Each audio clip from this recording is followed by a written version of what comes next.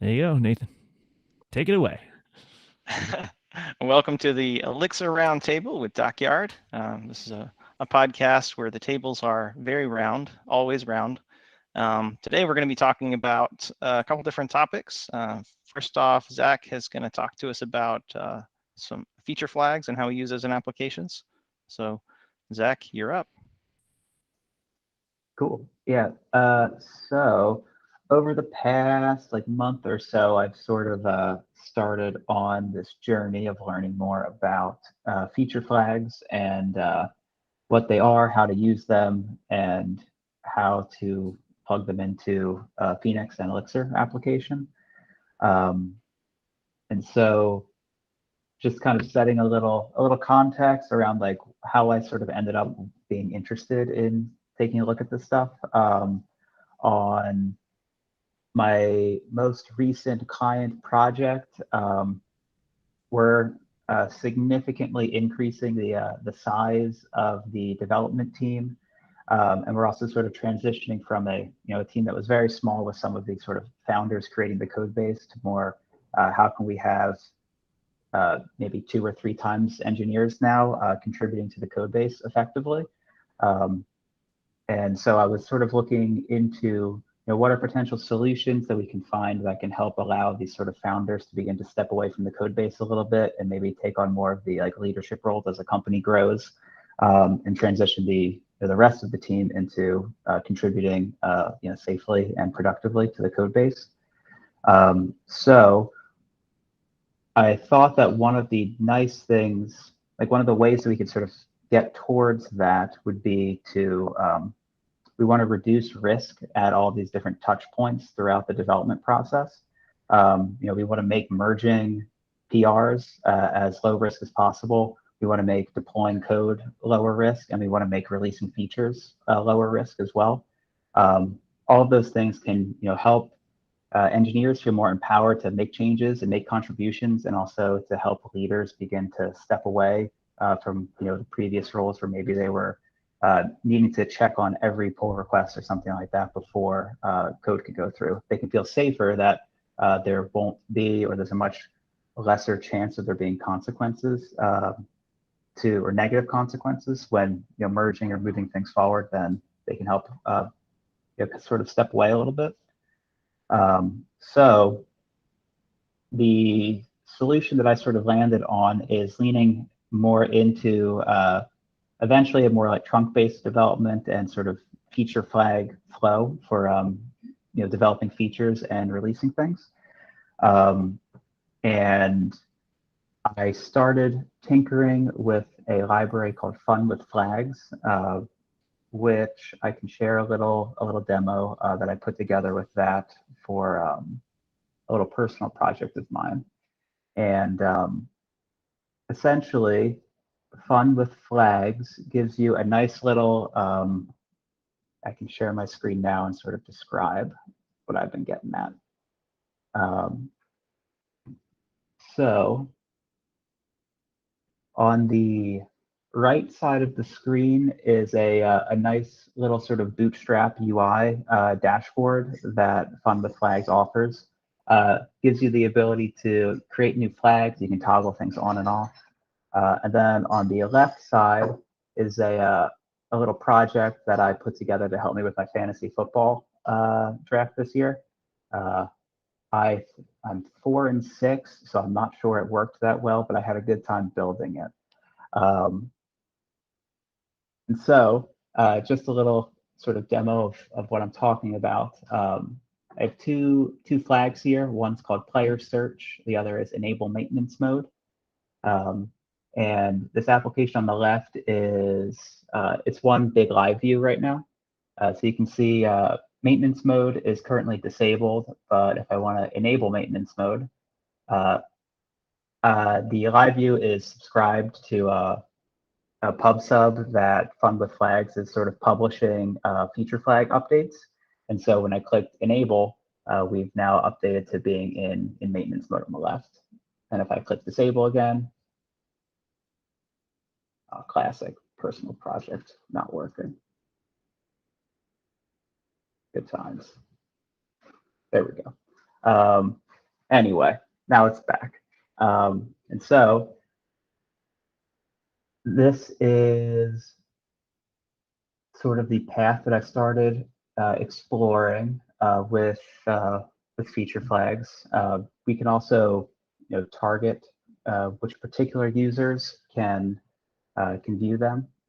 And I think I probably will pause for a moment because I've said a lot of things, and there's some other stuff I could talk about, but I'm curious if any of y'all have sort of thoughts or questions that you want to dig into a little bit.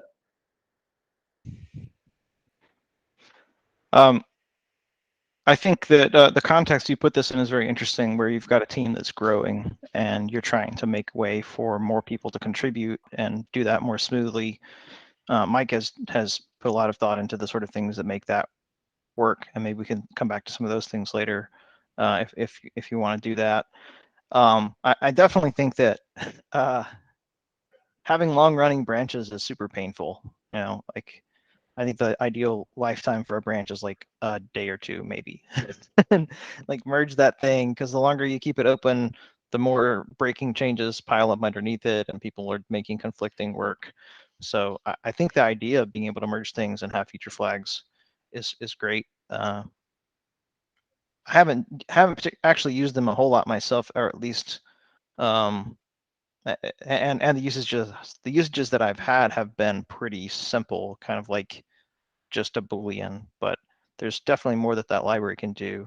And I think my initial thought when I heard that there was a library, and there's even like commercial services for feature flags, is like, why do you need a service or a library for a Boolean flag? Like, just put an if in, and but there's a lot more to it.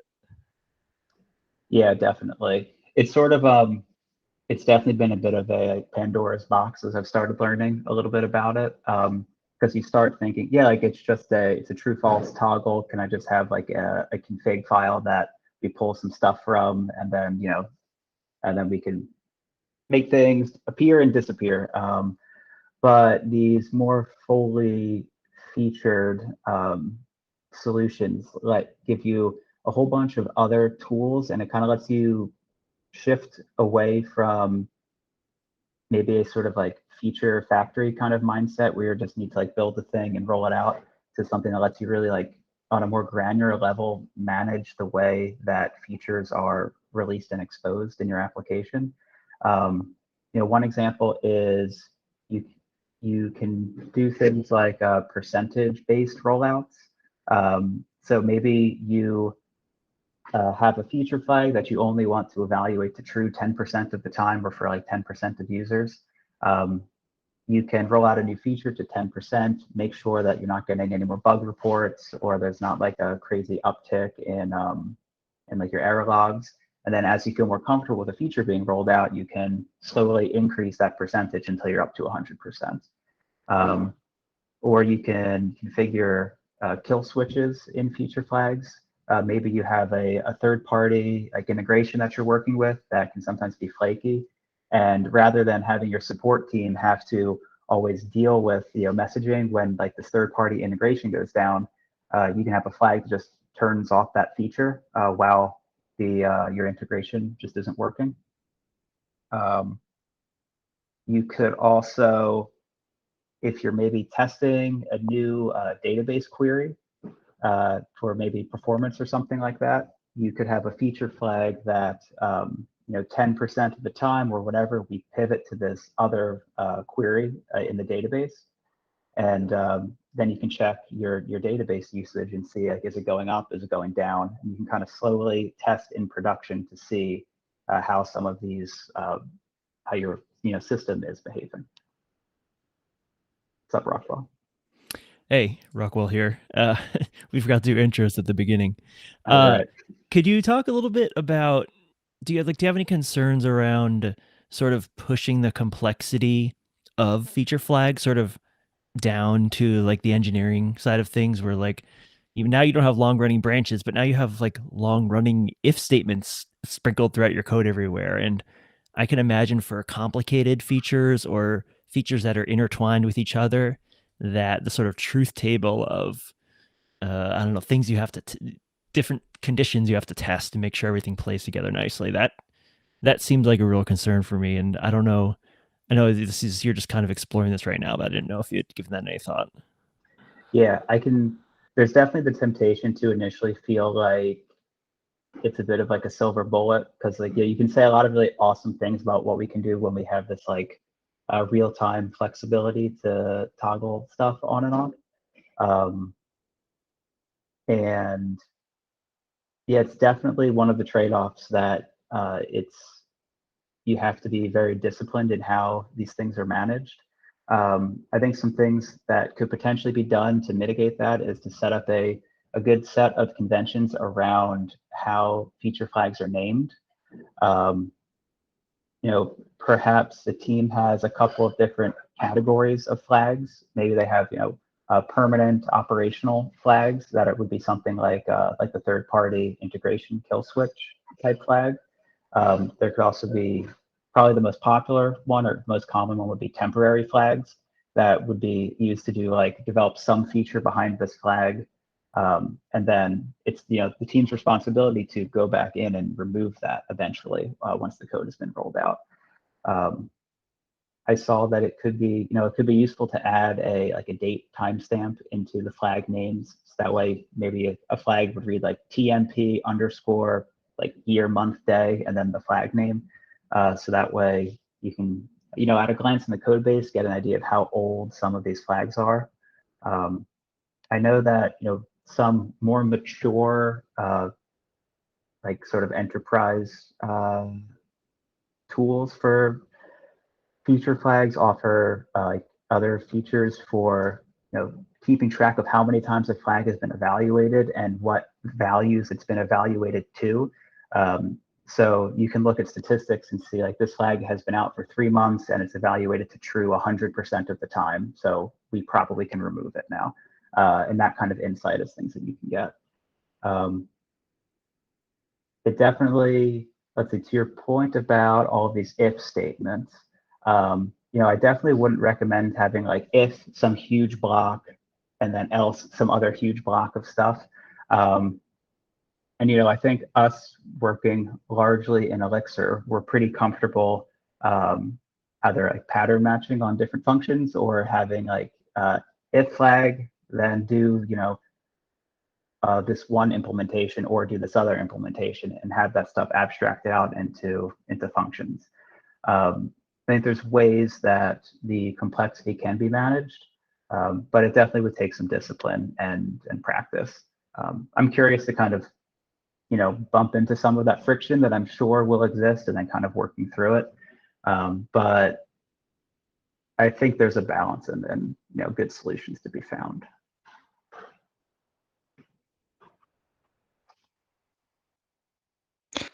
I was reading the documentation on Fun with Flags, and I thought it was really interesting that they have this. There's something called percentage of actors. There's a percentage of time and a percentage of actors. And the percentage of actors, they make the point that you can. They have a deterministic way of doing this, so you can set up this protocol thing where like a user, it can determine its ID and like hash it basically, and then turn that to a percentage, and then be like, okay, everybody up above a certain percentage is going to see this, so that it's repeatable, it's predictable, just based on the characteristics of that user. I thought that was a really just a cool little engineering tidbit. Yeah, the docs for Fun with Flags for me definitely got a little bit dense trying to read through all the ways to understand the sort of priorities of filtering through these gates for determining whether stuff is true or false is definitely a bit of a brain teaser. But I think I'm starting to internalize it a little bit. That's really cool. Oh, go ahead. That's really cool that it has a different backing storages it can use, and it can cache the stuff in ETS so that it's not hitting the database every time you're evaluating a feature flag, and it can like sync that stuff between nodes. So there's a lot to it, and it seems like it's really working to be performant. Yeah, I think another piece that I think is interesting and valuable out of this was I've also been thinking about how can we incorporate the QA team into this process as well. And I think there's one direction could be setting up dedicated, like a bunch of CI and DevOps type stuff to set up QA environments that we can spin up for different feature branches, and then the QA team can test those different things, and we can eventually get approval and merge those into the developed branch or something like that. But then the other option is if we're have maybe a QA group or a QA person knows what their user ID is, or they know what the various user IDs are that they want to test features on. If we just have, say a staging or even the production environments, the QA individual could turn on the features just for themselves, and there's much less DevOps overhead if we're able to turn on these flags and test in less environments. You definitely have to be a little more disciplined too about where you're deciding where to put things, right? Because now you have to make a decision when you're putting in a flag. Is this actually like an application config? Like things you probably wouldn't want to put in feature flags. API keys, right? Or like things that are specific to your environment that you're deployed in, or just anything that's sort of like we typically think of as config. I feel like it could be really enticing to just throw it in a feature flag because like, oh, we could just change it anytime. But I don't know. I'm just you don't want to go too far down that path, right? Like you got to separate. Like I feel like if you just keep the feature flags think of them as feature flags and don't think of them as just this meta repository of information, right? That would really distill it down if you ended up just throwing everything in there. Because at the end of the day, it is just a row in a Postgres table, right? Yeah, definitely. I think it's especially starting out. Like my plan is to like start really small with like a few things that we can make sure it works, and then once we start reaching maybe for like more complex use cases, and that's kind of a signal to like maybe look into paying for a more premium version of like management for this stuff. Yeah, you definitely would want to be careful, I think, to overextend.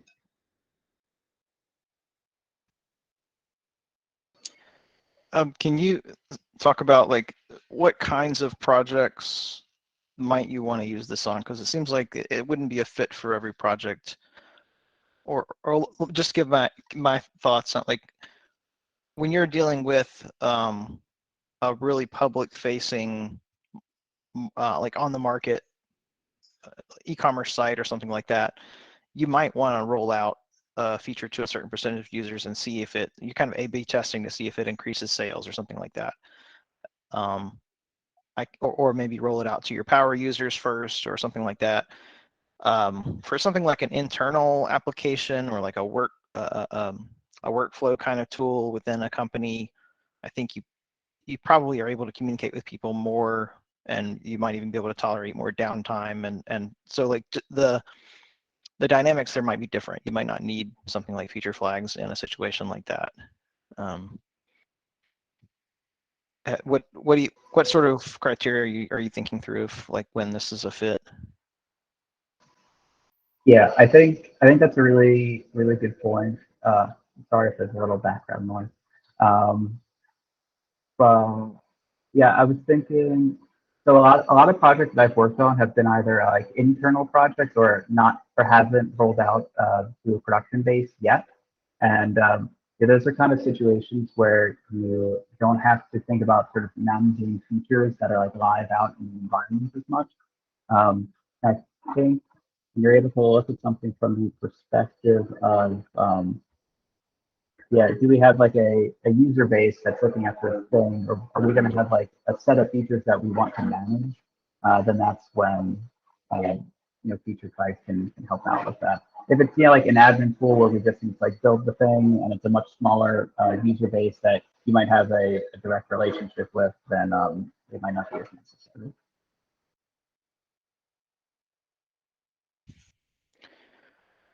Do we want to talk a little more generally about sort of the transition that the team is going through and like the sort of like startup to enterprise transition? Mike, you've spent some time thinking about that before. It sounds like that's a decent description of where y'all are at, Zach, sort of moving from a startup team to being a more enterprise style team.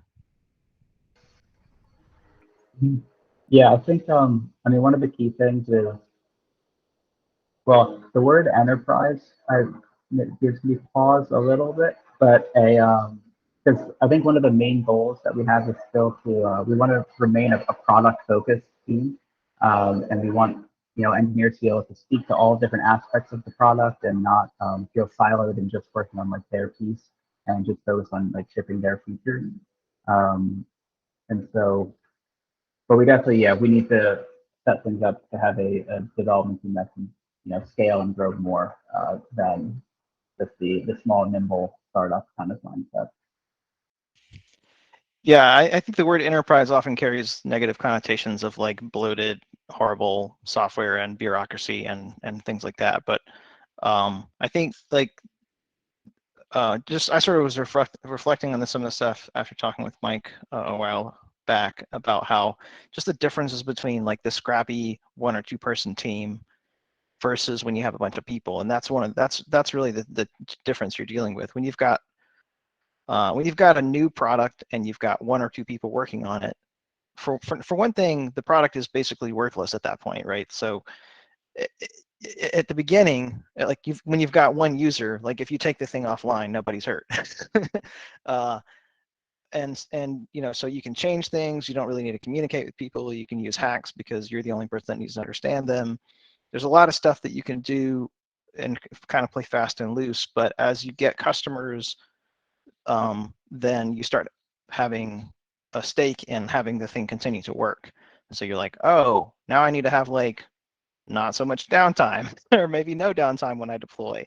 And maybe I need to do work in a way that other developers can understand because I need help from other developers. And you have to start scaling up the team. Like your data becomes a valuable business asset. Things change, so you have to like move a little slower and be a little more cautious because you don't want to break the really valuable product that's actually paying for the company now. So some of the things that come in for that are things like feature flags, more careful data migrations, which is something that I don't think a feature flag can really help you with. Or you sort of have to do that in concert, like we're going to do this migration over a period of over several different deploys so that nothing is ever irreversibly broken until we're sure that we're going to do it this way. PR review, et cetera, et cetera. All those kind of practices come in as you grow.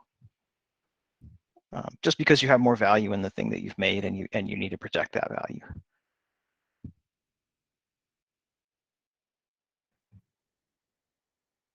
Yeah, I think that's a great point.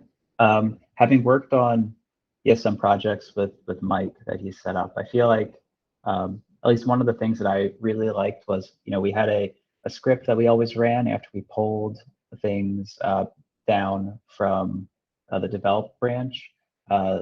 It would wipe our database, it would run all of the seeds, and this way every engineer was always starting from the same fresh slate every time they were doing stuff. And we really had much less that like subtle deviation in people's environments that happens over time, just by the nature of like code development, and our computers are kind of organic in this weird way. But Mike kind of helping us align on like, this is the starting point for everyone always, is one of like the really helpful things. And yeah, Mike, I wonder if like there's other things that you've done or stuff that you think about that kind of helps get at that sort of larger team alignment. Yeah, I mean, yeah, like I said, the script that we ran after pulling main or develop or whatever branch, yeah, that just and that actually started back on the cars project. That was where I first did that, and there's just so many different things like making sure that basically that script grew from people running into issues when they tried to update, or a new developer coming in, like the version of npm wasn't right, and so actually running a check that will fail if you don't have the right version.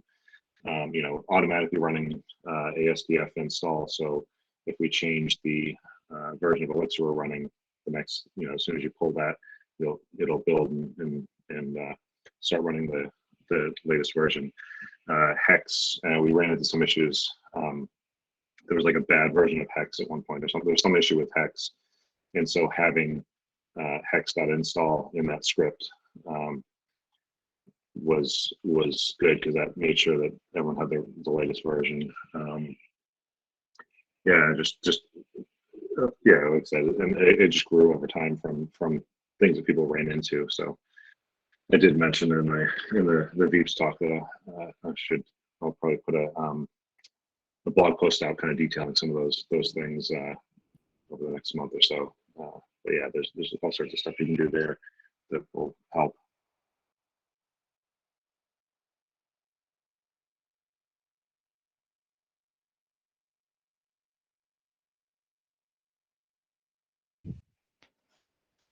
I like several of the use cases that you pointed out for this, Zach. I hadn't thought about something like A/B testing a database query. That's a really interesting concept.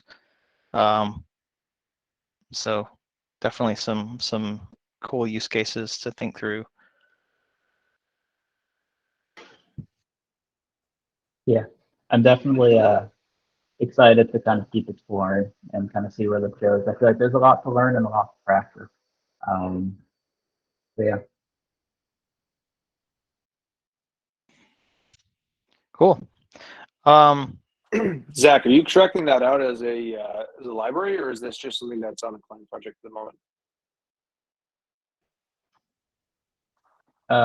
The fun with flags thing already is a library that I'm using. There's not a I see. or maybe, yeah, and then so I would probably hope to like start with using that, because it seems pretty fully featured and pretty solid. Even it has like solutions for a more distributed system if we were ever to move towards that. I'm not trying to think about solving that problem right now, because it's not one that we have at the moment. And then I would use, like, if we started reaching for like all the like percentile rollouts or a lot more complex features that it has, then to me that's kind of a signal that we could maybe benefit from paying for a more fully featured solution that can do a lot of that stuff. But I think like that sort of evaluation is a decent bit away. And then I've been thinking a little bit about how to actually implement this in a project. So in a sort of proof of concept that I put together on a client project, it uses fun with flags, but I set it up using a behavior and the adapter pattern. So the actual like fun with flags code only exists in one file, and everywhere else in the code base we're calling like feature flags dot enabled, which is our own module for that. So ideally in the future it will be able to be easily swapped between different implementations if we wanted to go that direction. Oh, that's great to build that seam in. That's a really solid strategy. Yeah, because then since it follows the same pattern as testing all of our other behaviors with mocks, so with working with tests, if you need to make sure a flag evaluates to whatever you would like, it follows a really similar path that we do elsewhere. So it should help lower the sort of cognitive load to understanding how to work with that stuff. So I must have missed that at the beginning then. I'm seeing it now that this is a existing library by Tom Pave. Am I on the right one? Yes, yeah, that's the one. Okay.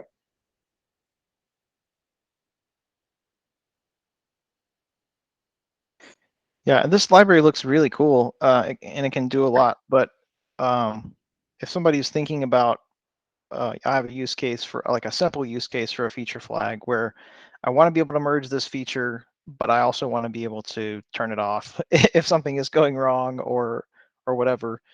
I mean, there's always the option for simple use cases, just roll your own. You don't always have to use a library for something. If your use case is simple enough, you might be able to get away with just an if statement, and set that to use the application env in Elixir so that you can toggle that at runtime, and you're good to go. So this is I think the concept of feature flags is very useful and versatile, regardless of which implementation you end up going with. I feel like this is also a really good use case for the persistent term module that Erlang provides, because that's even better performance than ETS, and you're reading it often, you're writing it very infrequently, and so I think that would be that's a kind of good middle ground between like an application config, which is pretty static, in like a Nets table or Postgres or a Gen server or something like that.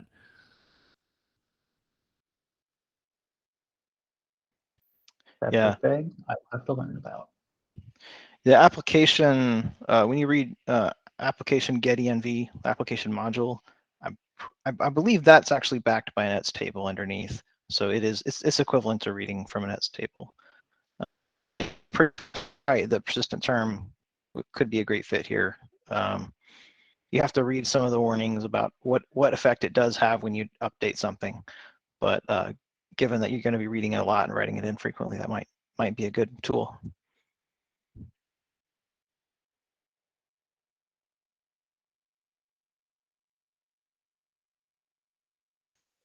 Anything else on this topic? This is a good time for our sponsor. Are we going to do this? All right, let's do it. One second, I got to get ready. The sponsor paid us a lot of money.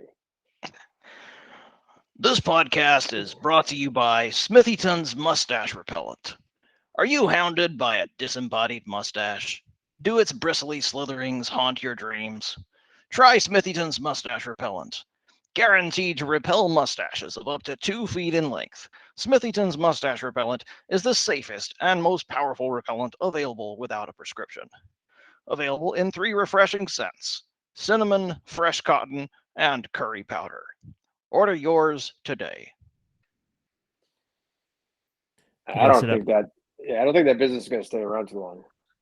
I got to set up my Amazon subscription for that and get my monthly delivery. Subscribe and save. Yeah, save 15%. Who's getting curry powder? All right, thank you for humoring me.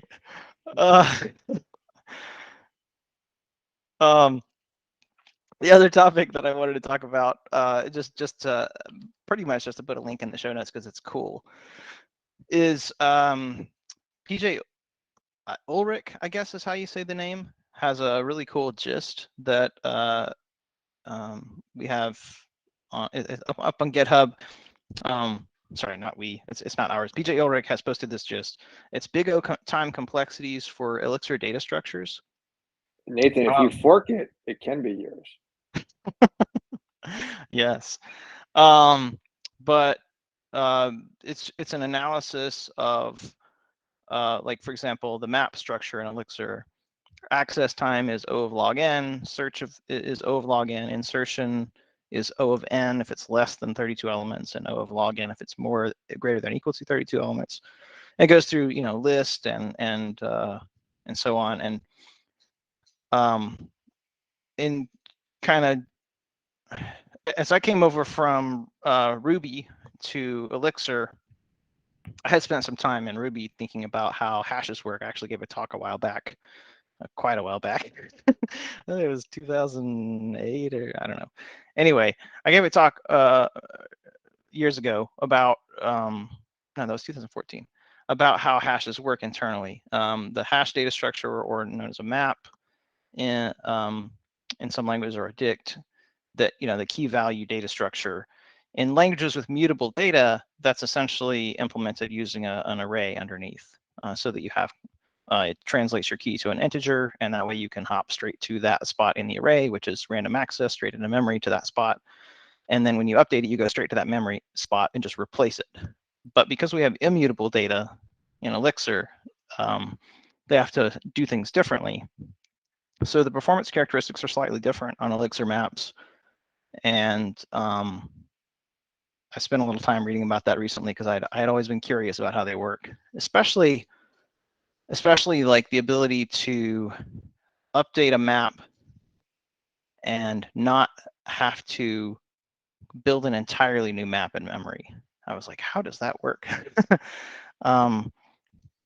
Because you can imagine with a linked list, if you add an element to the beginning, like each element in the linked lists just has a pointer to the next element. So if you want to add a new element to the beginning, you just have a new element that points to the original first element, and your variable points to the new head, and you're done. That's really simple. But if you want to add something to the end, it's a whole different thing. You have to make a new last element to point to the additional element, and you have to make a new second to last element to point to the new last element all the way back up. And the gist of how maps work in Elixir for at least the larger than 32 elements is that it's like a tree of those kinds of structures. So if you change anything in the map, it has to do that walking back and fixing everything all the way to the top element up that branch of the tree, but all the other branches can be left alone. So that it's just fun. Like this doesn't necessarily have a lot of practical consequence in most cases, but it's super interesting to learn about. And I was just super impressed at this this just going through map and list and keyword list and tuple and also did y'all know that there's an Erlang array module? I didn't know this until today. I can't believe I didn't know this. There's an Erlang array module that Is it like for the intended purpose of well, I mean, we use lists in Elixir as kind of arrays and like tuples as kind of arrays. Does it satisfy that need within Erlang? Yeah, so tuples are are like arrays in the sense that you have, I believe you have, well, you know what, I'm sure it says on this page. Yeah, so access is O of 1. So if you say, give me the third element, it can hop straight there. It knows how far to go in. If you want the third element in a list, you've got to start at the first element and walk to the second element and walk to the third element. So it's O of n. And in a tuple, it knows like, oh, it's going to be like 3 memory addresses away, and just hop there to that pointer or whatever. So tuples, wow, you know, it's got the analysis for tuples here, and it's got insertion and deletion. You know, I never see anybody inserting or deleting tuples. There are functions to do that in the module, but I always just see them as like you build it once and you never mess with it. It's interesting because the documentation says that, yeah, as you would expect, you can have them as fixed sides or can grow automatically as needed. But with immutability, I assume it's not growing the existing data structure. It is just copying into a new larger data structure when you're trying to quote unquote grow it. That's my assumption. I have no idea. Yeah, I would think that it's doing that, but whenever possible, sharing aspects of the existing structure, similar Right. to. I mean, what it could maybe internally for performance, it could be relying upon if it's going to grow, if it's a linked list, right, then it could just be copying, because you're going to assign it to a new variable. So it's not like you're violating the immutability in the previous I mean, I'm totally guessing here. So someone else could say, nope, you're wrong. Like best guess would be that the previous variable has that smaller list as the memory range of values for the fixed size array. And if you were to grow it, it gets assigned to a new variable in Erlang. So you're not violating immutability on the previous variable. And that memory range is not necessarily memory copied. It's just that now you have an extension on how many more elements you want to grow the array by for performance optimization reasons. So you're still referencing without the ability to change what's in memory, what's there for read-only purposes. Or it could just be doing a mem copy. Not sure. It says here in Yeah. that gist that an array is a trie of small tuples with a smaller memory overhead to lists. So to me, that sounds similar to how the map is implemented, where it's Right. that gives it the log n complexity for all of the operations here. Yeah, I actually hadn't noticed the analysis on array here, but I had, as in following some links from this, I had found this library called, I guess it's AJA, I guess it's Aja. I want to say AHA because Spanish, I don't know, but whatever it is, it has some additional data structures that aren't built into Elixir, and one of them is a vector, which it says is similar to array, but I thought it was implying that array had constant time access because it says that it does for vector, constant time random access, constant time appends, constant time length checks. So the Agile library is also very interesting. It's got a few additional functions for stuff like string.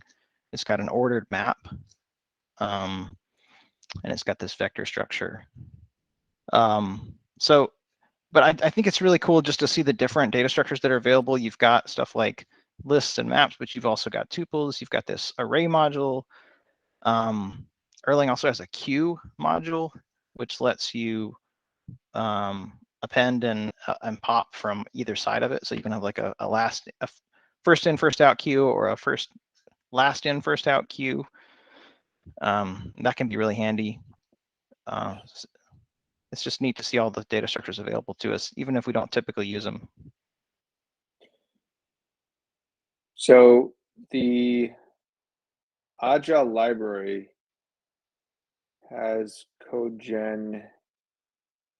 I'm going through it real quick. I'm wondering if they did all this in Elixir or if they're using some sort of NIF for, and they are heading out to sea land for some of their data types that they're implementing.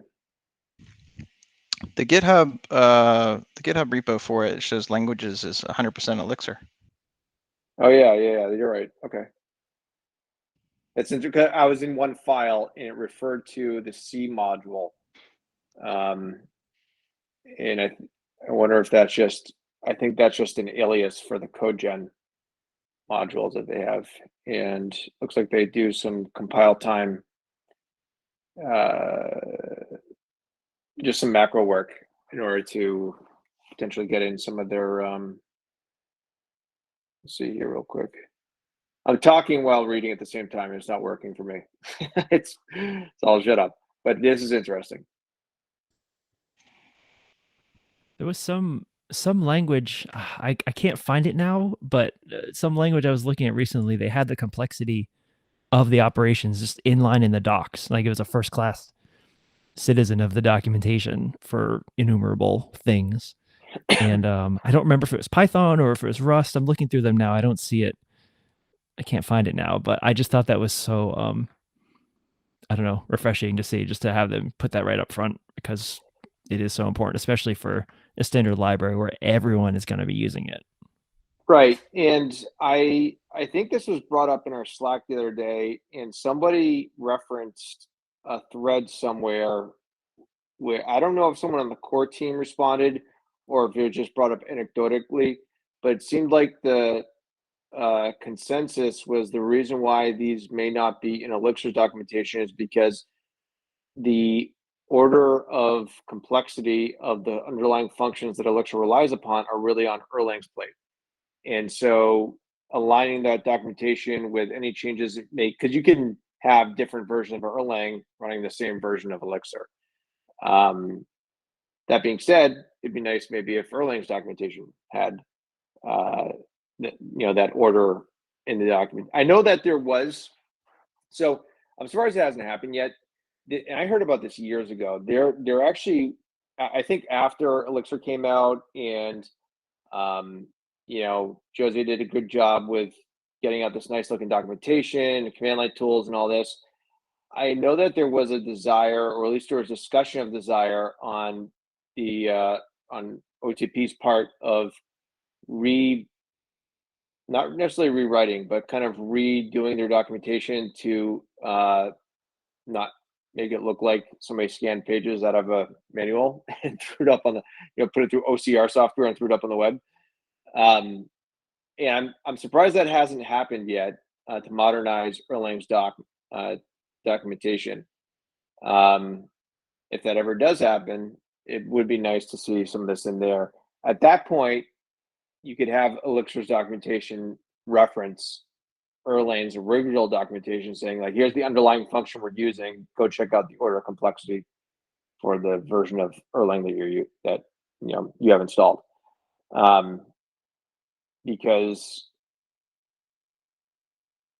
I mean, I've seen this on several projects now that Elixir sold itself, and it has good reason to do so, on its performance characteristics. But just because you're using Elixir, it doesn't automatically give you amazing performance. Like, you're going to get some out of the box bumps over maybe other imperative object-oriented languages that you've been using, but you still have to obey the laws of computer science in some ways, right? Doing many loops is going to be slower than less loops, ultimately. And so knowing what you're opting yourself into, the underlying functions in Elixir, would be important for improving the performance of your application and diagnosing, just general performance issues. It reminds me, it's funny because like big O notation is a computer science thing. If you say big O of n, well, everyone knows that's linear time, right? But practically speaking, some n's are bigger than other n's, So That's true. A different, a list of 12 items might have the same, technically the same performance as a list of 1 million items, but it doesn't mean it doesn't mean it's just as good of a solution. Yeah, absolutely. And it's interesting because I think I've seen a lot of people as they discover Elixir, they take what their preconceived notions are coming from other languages and they bring it over, and you can kind of like set a watch to how they're evolving their understanding of the language as they go.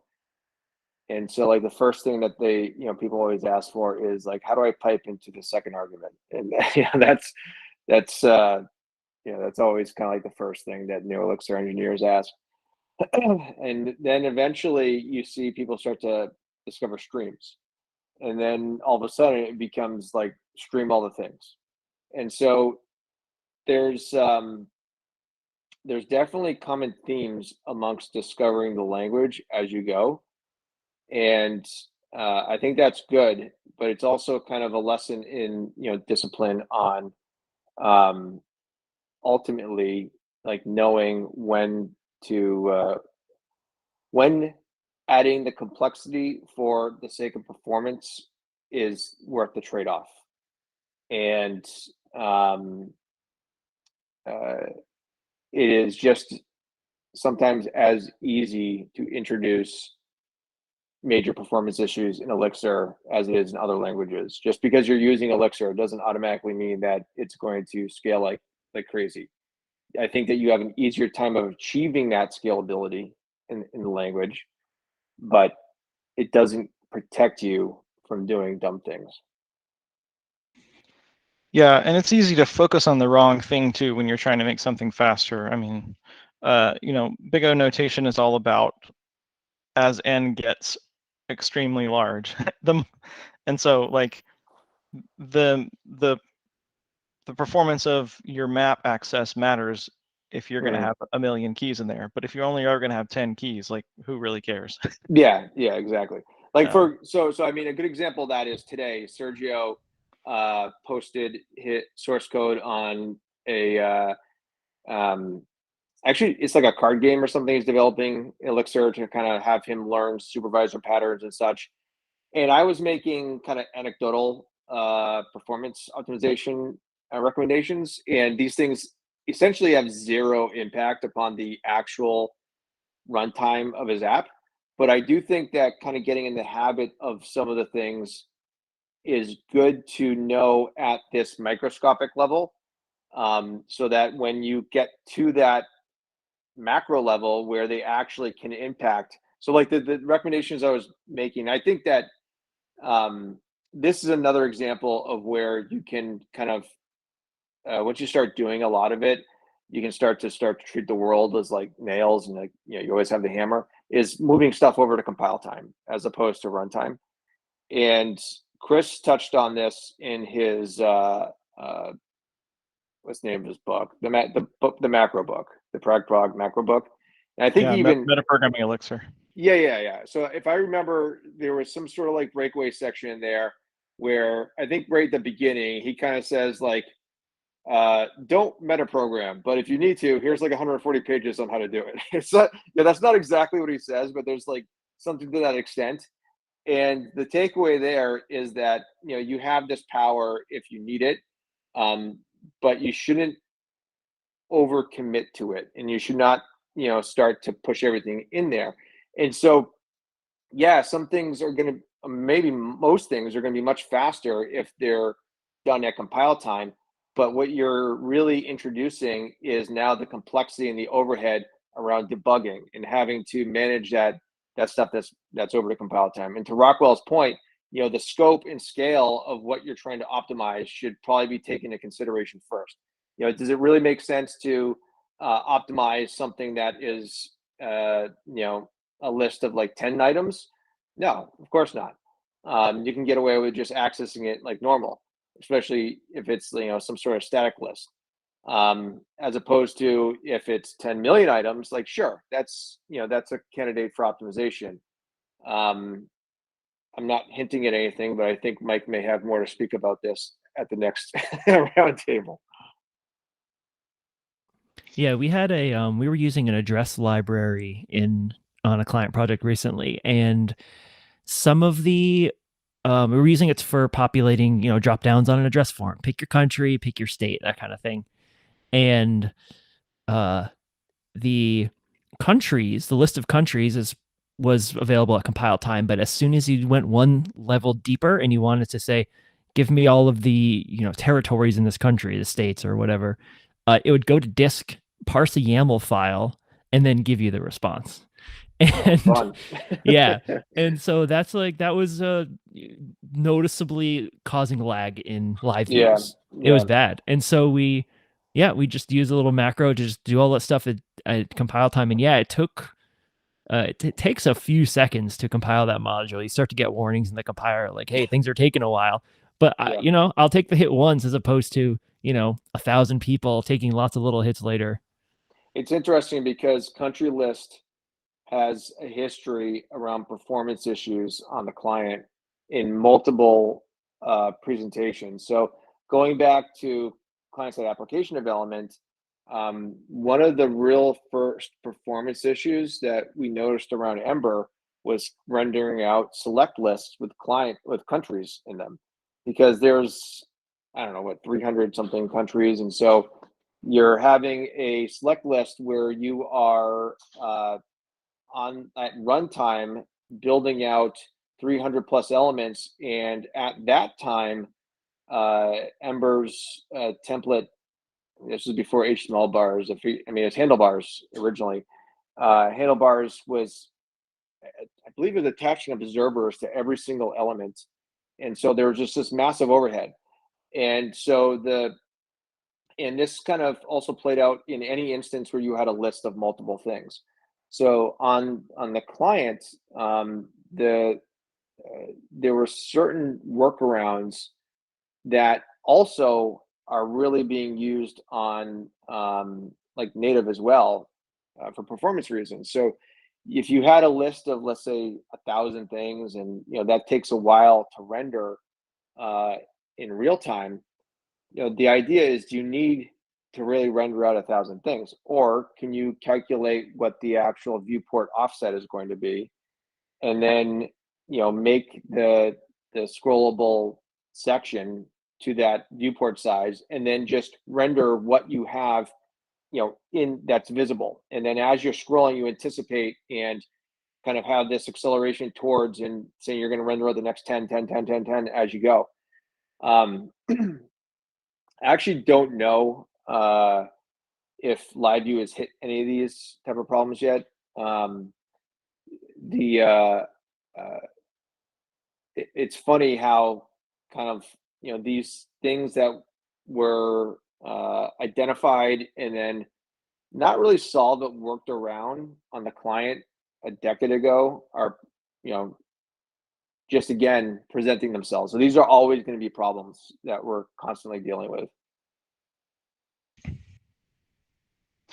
I think the funny thing about computer science like kinds of things and trying to optimize performance is it's so easy to look at the wrong thing. And if you think about the real world analog of that, it would be really obvious, like if you were like delivering some stuff to another state and you were like making a whole separate interstate trip in a truck to deliver one shoebox of stuff and then come back and get another shoebox, you'd be like, clearly we want to put multiple shoeboxes in one trip. Come on. But that kind of stuff can happen in a computer program, and it's not as blindingly obvious that you're doing something so dumb. Or you can get focused on something tiny when you're like, oh, I could remove this penny from the bed of the truck and that would make it lighter. Well, technically that would make it lighter, but you might want to remove the piano instead. And it's not easy to see that as easily as it is in the physical world. So it's so easy to focus on the wrong things when you're not measuring. Yeah, absolutely.